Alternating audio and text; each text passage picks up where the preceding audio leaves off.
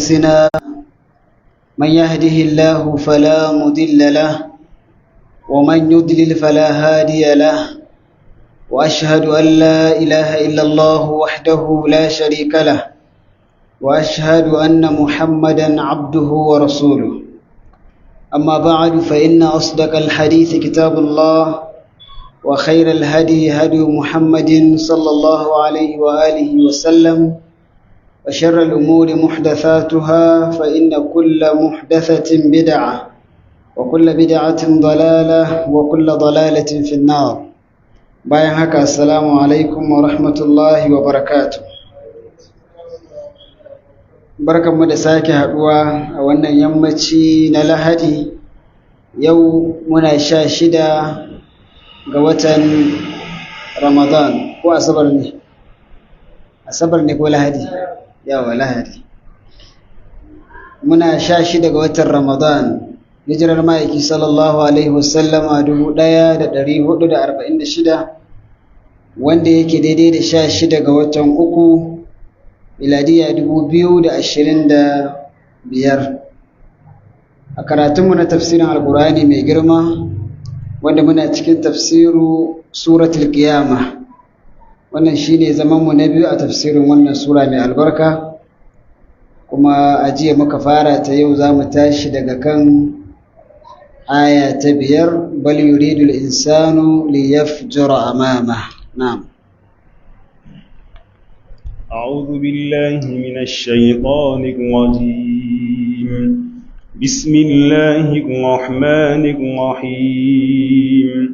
بل يريد الإنسان ليفجر أمامه يسأل أيان يوم القيامة فإذا برق البصر وخسف القمر وجمع الشمس والقمر يقول الإنسان يومئذ أين المفر كلا لا وزر إلى ربك يومئذ المستقر ينبأ الإنسان يومئذ بما قدم وأخر بل الإنسان على نفسه بصيرة ولو ألقى معاذيره. يا رب. الله تعالى يقول بل يريد الإنسان ليفجر أمامه.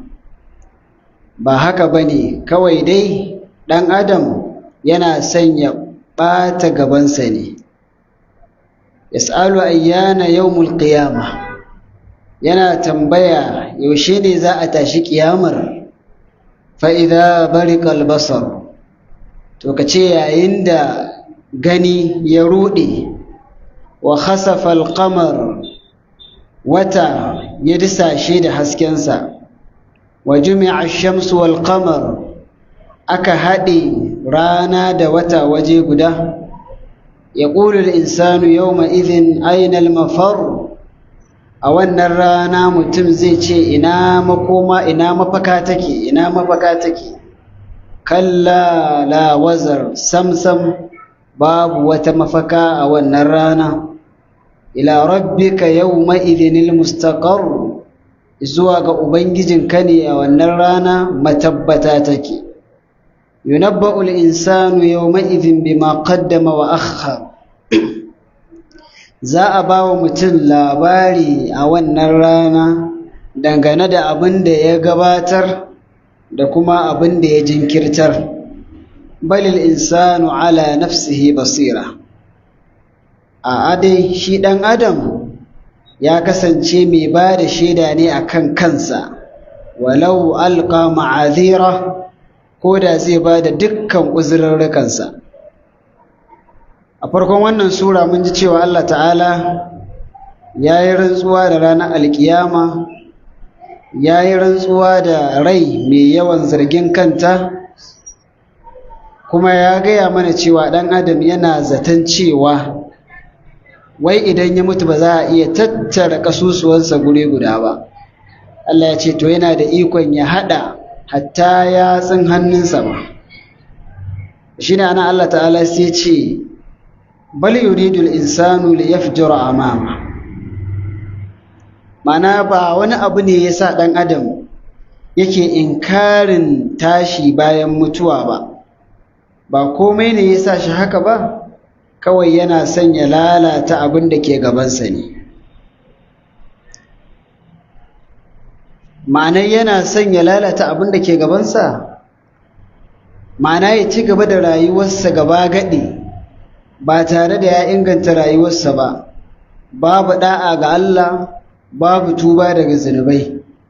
Saboda duk wanda ya yarda cewa za a tashi bayan mutuwa, to kaga zai dinga yawa rayuwarsa birki, ba komai zai aikata ba, duk wani mummunan aiki zai nesa da shi, duk wani aiki mai kyau zai zage dantse yayi.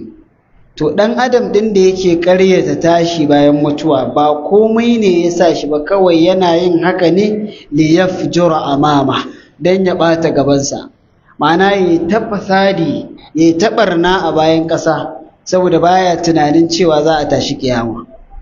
To don ya fake da wannan ya yi ta saɓon Allah, sai ya ce to ai kiyaman ma ba za a tashe ta ba. Wannan shine dalilin da yasa duk wani kafiri kaga ya ƙi yadda da magana kiyama, saboda yana son ya miƙe kafa ya ta tsiyarsa a nan duniya, saboda ya san in ya yadda da kiyama to ya sa wa kansa da baibayi, ba komai zai yi ba. To tunda kuma burinsa ya lalata duniyarsa gaba ɗaya, ya ta miƙe kafa ya abin da ya ga dama da sharholiya da sabon Allah iri-iri, to sai ya ce ai ba ma za a tashi kiyama ba. Sai ka same shi har yana tambaya ta isgilanci, yana cewa ayyana yawmul qiyama. Shi sa Allah ya ce yas'alu ayyana yawmul qiyama. Zaka ji dan adam kafirin da yake ƙaryata tashin kiyama yana tambaya cikin isgilanci, yana to yaushe ne tashin kiyamar, ma'ana in gaske ne ta zo mana, in gaske ne wannan kiyamar ta zo mana. Yana yin wannan tambaya ne ba wai don yana neman sani na gaske, ba wai don ya yarda da samuwar kiyama ba, kawai tambaya ce su'alu istib'adin liwuqu'ihi, tambaya ce yake yi domin ya nesanta faruwar tashin kiyamar da kuma ƙaryata faruwarta. Kamar da Allah ya gaya mana a wani waje suna cewa wa yaquluna mata hadha alwa'du in kuntum sadiqin, haka suke ga annabawansu, kuna ta mana alƙawari cewa za a tashi kiyama, za a tashi kiyama, to mata hadha alwa'du in kuntum sadiqin, yaushe ne wannan alƙawarin na tashin kiyama zai tabbata in dai ku masu gaskiya ne? Haka suke cewa annabawa. Kaga kenan tambayar da suke a nan tambaya ce ta isgilanci, tambaya ce ta kafirci, ba wai dan suna neman su san tashin kiyama yaushe bane. Ba irin tambaya ce da mai imani zai zo yayi ba cewa yaushe ne kiyama.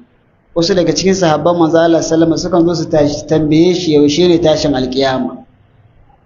Wani ya tambaye shi, ya Rasulullah mata sa'a, me yaushe ne kiyama za ta tashi? Ya ce me ka tanadan mata? Ya ce to ni ban tanadan mata da wani yawan sallah ko yawan sadaka ba, kawai dai ni na san ina son Allah da manzansa. Manzo Allah ya ce to kana tare da wanda kake so.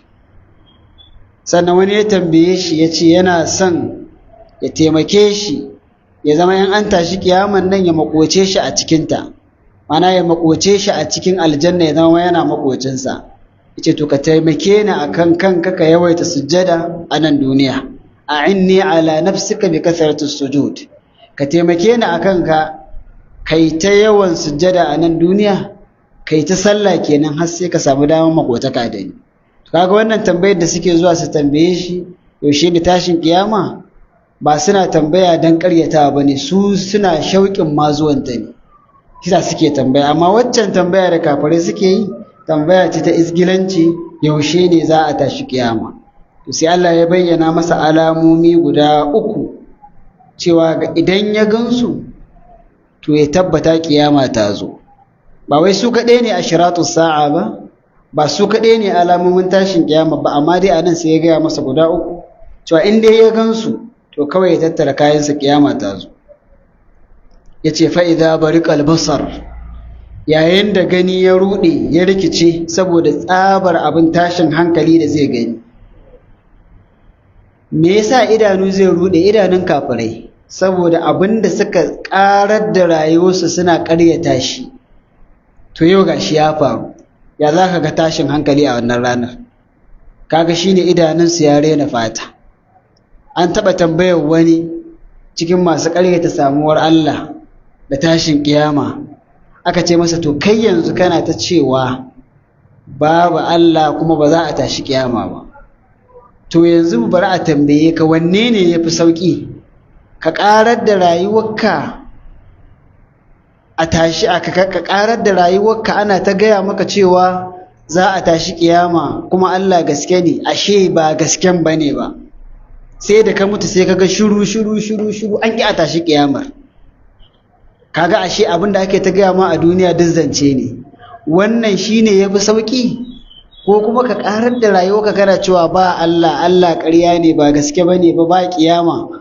kuma kana mutuwa sai ga an tashe ka sai ka ga kiyamar ta tabbata wanne yafi sauki sai shiru ka gane ko wanne yafi sauki a ce maka da kiyama ka ce babu kuma sai ga ta zo ta faru ko kuma a ce akwai kiyama sai ka ce to ka yadda sai kuma aka zo aka kita da kiyamar kaga wanda ya yadda da kiyama kuma sai ta zo bata faru ba ai ba wata asara da yi dama abu ne aka ce mai zai faru sai ga bai faru ba kaga dai shikenan bai wata asara ba amma tashin hankalin yana ga wanda ya karar da rayuwarsa wajen cewa ba kiyama Allah ba gaske bane kawai kuma sai ga an tashe shi an ce yau kiyama ce to wannan sai ya zama sanadiyyar musulunta sai ya ce kai haka ne ba wanda in zo dai in yadda da Allah din nan in yadda da kiyama ko da ma dai ba gaske bane ba ni da asara amma in na ƙaryata kuma ya zama gaske ne to ni ne a ciki to da wannan ya musulunta kuma shikenan da ƙarshe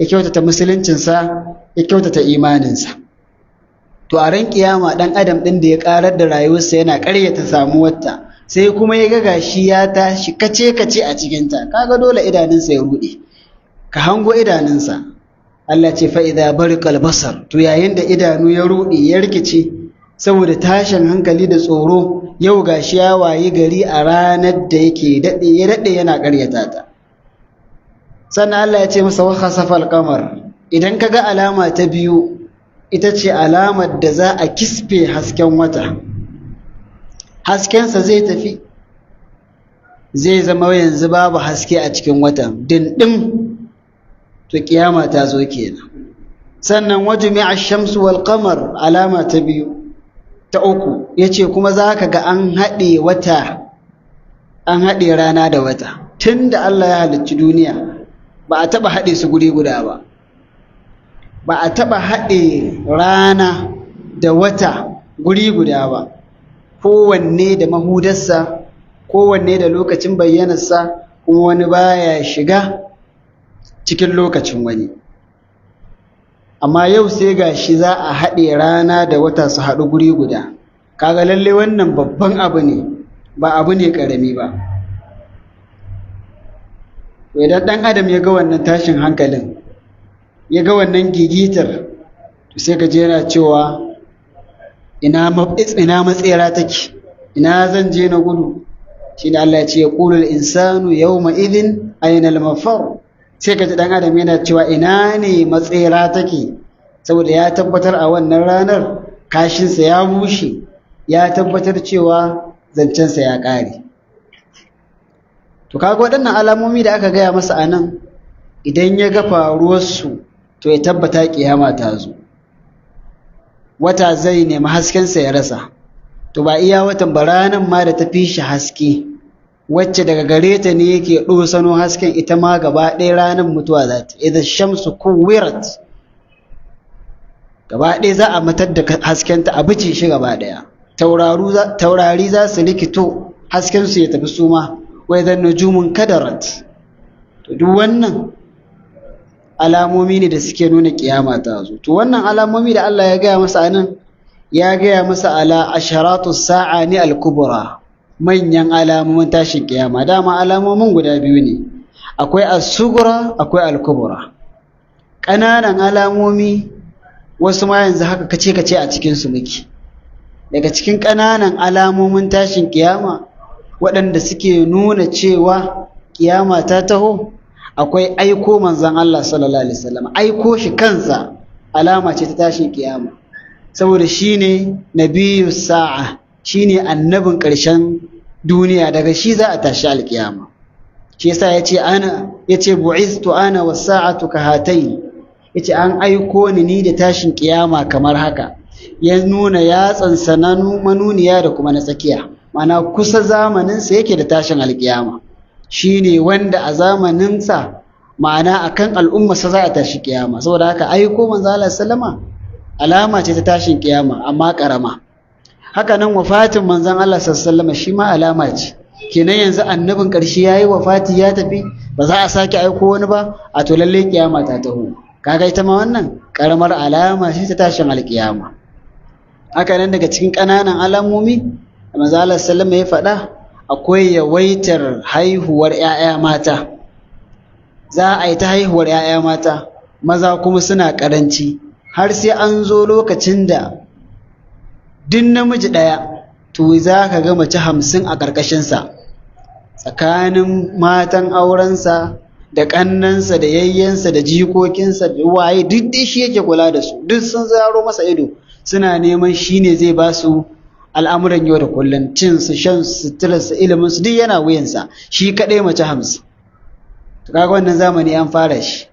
Sannan daga cikin alamomin tashin kiyama ƙanana, za a yi ta samun kashe-kashe, kisa a can, zubar da jini a can, duk za su faru. Har manzo Allah sallama yake cewa wanda ya kisa bai san me yasa ya je ya kisan ba, shi wanda aka kashe bai san me yayi aka kashe shi ba. Wanda zai je kawai ya tada gari gaba ɗaya ya babbake su, ya harbe gari gaba ɗaya ya kora dabbobin su ya tafi, me suka masa? Su sun san me suka yi? Ta sani ba, shi ma bai san me suka yi ba. Wanda zai je gaba ɗaya ya zo masallaci ya tada ban kowa ma ya mutu, shi bai san me suka yi ba, kuma su ma ba su san me yayi ba, me suka yi aka kashe su ba. Duk wannan alamomi ne ƙanana, duk kaga wasu muna cikin su, muna iya ganin su ga su, kamar yadda manzo Allah sallama ya bada labarin su. Amma manyan alamomi su kuma suna nuna kiyama ta zo kawai, kamar bayyanar dujal, saukowar annabi Isa, fitowar Yajuj wa Majuj, duk wannan manyan alamomi ne na cewa kiyama kirs ya rage. To akwai alamun da kuma da an waye gari an gansu to ta ma zo ne, kamar hudowar rana daga mafaɗarta, tana hudowa kullum daga mahudarta ta fada a mafaɗarta. To kawai wata ranar juma'a sai a waye gari sai a ga rana ta mafaɗarta ta hudo. To kaga ranar zance ya ƙare kenan. Da zarar an ga taurari sun bice, rana ta bice, haskenta ya tafi, to wannan alamar kiyama ta zo kawai, ranar ta riga ta yi. Allah ya sa mu cika da imani. To shi da ɗan adam idan ya waye gari ya ga wannan tashin hankalin, sai ka ji shi yana cewa ainal mafar, ina ne inda zan je na tsira, ina ne zan je na fake? Sai a ce masa la wazar, shine Allah ce kalla la wazar, ina ai ba ka da inda za ka je ka tsira, babu wata mafaka, babu inda mutum zai je ya ɓoye wa Allah. Haka Abdullahi dan Mas'ud da Ibn Abbas da Sa'id ibn Jubair da yawa daga cikin malamai suka fassara cewa babu inda za ka je ka ɓuya a wannan rana. Ranar kiyama in ta zo babu inda mutum zai shiga. Ila rabbika yawma idhinil mustaqar, sai a ce masa zuwa ga ubangijinka ne makoma kawai take a wannan rana. Ma'ana yau dai duk rashin kunyan mutum, duk kafircinsa, duk tsaurin idansa, to sai ya koma ga Allah, domin a gurinsa ne matabbata take a wannan rana. Allah yana cewa malakum min malja'in yawma idhin wa malakum min nakir, ba ku da wata matsayira a wannan rana da za ku je ku ɓuya ku fake, wai Allah ya gama hisabi bai gano ku ba, ba ku da inda za ku ɓuya. Wa malakum min nakir, ba ku da wanda zai musa a gaban Allah. Mana ba wanda ya isa ya zo gaban Allah ya ce ya ubangiji wane ina tsaya masa, gaskiya laifinsa ina tsaya masa bai yi ba, ba wanda ya isa. Wannan a duniya ne, a duniya ne za ka je kai tafka-tafkarka, kai ta'asarka, ka ɗauki lauya ya je ya tsaya maka. Akwai waɗanda su abincinsu kenan, su ba ma sa tsayawa mai gaskiya a kes, su kullun sun fi son su ji waye ma mara gaskiya, shi suke tsayawa. To wannan a duniya ne, amma a lahira Allah ya ce wa malakum min nakir, ba wanda ya isa ya zo ya musa laifukan ku gaban Allah ya ce ba ku yi ba, babu shi.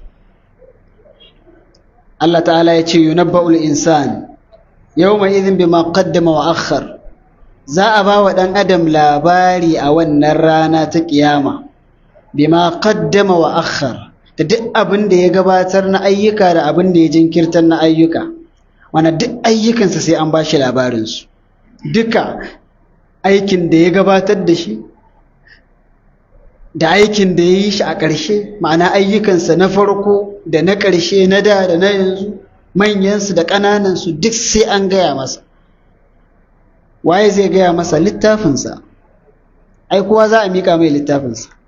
To a littafinka za ka ga duk abin da ka aikata, na da na yanzu, na farko da na ƙarshe, babba da ƙarami, wanda kai da gangan da wanda kai da wasa, duk sai an baka. Allah ce wa wudi alkitabu, za a zo da littafi a basu, fataral mujrimina mushfiqina mimma fi, sai ka ga masu manyan laifuka suna cikin tashin hankali da rudewa na abin da ke cikin wannan littafin. Wa yaquluna ya waylatana ma li hadha alkitabi la yughadiru saghiratan wala kabiratan illa ahsaha, ce kai can mu, wannan wani irin littafi ne da baya barin karamin abu da babban abu sai ya kididdige shi. Allah ya ce wa wajadu ma amilu hadira, za su samu abin da suka aikata a halarce gashi nan, ba a rage komai ba, ba a ƙara musu komai ba. Wala yazlimu rabbuka ahadan, Allah baya zalunta kowa, babu wanda Allah tabaraka wa ta'ala yake zaluntarsa. To wannan shine ma'anar yunabba'ul insanu yawma idin bima qaddama wa akhar. Za a ba wa ɗan adam labarin duk ayyukan da ya yi na kirki da na banza, wanda ya ada da wanda ya ƙarshe. To da an ba wa mutum littafinsa, tun daga sanda za a miƙa wa mutum littafi zai gane ya dace ko bai dace ba. Da an miƙo ma littafinka da dama, kuma kaga ka sa dama ka karɓa, to alamu na cewa ka tsira. Allah ta'ala yake cewa fa amma man utiya kitabahu bi yamini, to lalle duk wanda aka bashi littafinsa da damansa, fa yaqulu ha umqra'u kitabiya, sai dinga cewa kalli littafi na ku karanta, ya san alkhairi ne a ciki. Ni zanantu anni mulaqin hisabiya, lalle ina da tabbas cewa zan haɗu da hisabi na mai kyau a wannan rana. Haka zai dinga faɗa. Allah ya tabbatar da cewa lalle zai samu rayuwa mai daɗi, yana cikin aljanna yardajjiya, fa huwa fi ishatin radiya. Amma ɗayan da za a bashi littafi, shi ta hagu za a miƙa mai, kuma sai ya ga ya sa hagun ya karɓa, ba yadda zai iya. Duk wanda ya ga an miƙo mai da hagu kuma ya karɓa da hagu, to alama an samu matsala kenan. Amma man utiya kitabahu bi shimali fa yaqulu ya laitani lam uta kitabiya wa lam adri ma hisabiya يا ليتها كانت القاضية ما أغنى عني مالية هلك عني سلطانية. da an bashi littafinsa da hannunsa na hagu, sai ya ce kai cansa, ina ma dai ba a bashi wannan littafi ba, ina ma dai da ya mutu shi kenan zance ya kare, ba a tashi ba. Dukiyarsa ta halakar da shi. Yau duk wani iko da yake da shi a duniya ya ce ya neme shi ya rasa, 'yan dabansa da masu take masa baya da masu ziga shi duk ya neme su ya rasa. Duk wani iko da yake da shi ya tafi, shine halaka anni sultaniya. Yana cikin wannan fagamniya kawai sai ya ji an ce khuzuhu fagullu, ku kama shi ku daure shi, ku yi masa daurin hunhun goro, da sarka za a daure shi, ba wai dauri ne za a yi masa da igiya ba, a cilla shi cikin wuta. Allah ya tsare mu. To kaga duk wanda aka bashi littafinsa, to lallai zai tabbatar da cewa ina ne makomarsa daga yanda aka miko masa. Shi sa sai a ce wa dan adam ikra kitabak kafa bi nafsika al-yawma alayka hasiba, karanta littafin ka kai da kanka ka ishi kai wa kanka hisabi a yau. Yasa da an bashi littafinsa shi da kansa zai wa kansa hisabi. Yana dubawa idan ya ga alkhairi sai ya fara murna yana ku kalla jama'a ku kallon littafi na, ya san ya tsallake. Kaga shi da kansa yi wa kansa hisabi. Yayin da kuwa san bai tsallake ba, da ya kalla ya ga matsala zai dinga burari yana ihu yana cewa ina ma dai da ya mutu zance ya ƙare. To bayan littafin mutum, wato kamar yadda za mu zo mu ji a gaba, hatta gaɓoɓin mutum masu sun mai shaida, kuma duk inda ka taka ka je a duniya sai ya ma shaida. Sau da haka da Allah ya ce yunabba'ul insanu yawma idhin bima qaddama wa akhar, ba ma sai abin da ke cikin littafi ba, hatta ƙasa sai ta ba da labarin duk abin da aka yi a kanta. Allah ce idza zulzilatil ardu zilzalaha, idan aka girgiza ƙasa girgizawa ta gaske, wa akhrajatil ardu athqalaha, ƙasa ta bullitsar da duk abin da ke cikinta mai nauyi na daga duwatsu da ma'adanai da Allah ya binne a ciki da kaburburan da suke cikin ƙasa, duk za ta bullitso da su. Wa qala al insanu ma laha, dan adam zai rude ya ce me ya samu ƙasa ne yau take ta wannan abubuwa, bai san kiyama ce ta zo ba.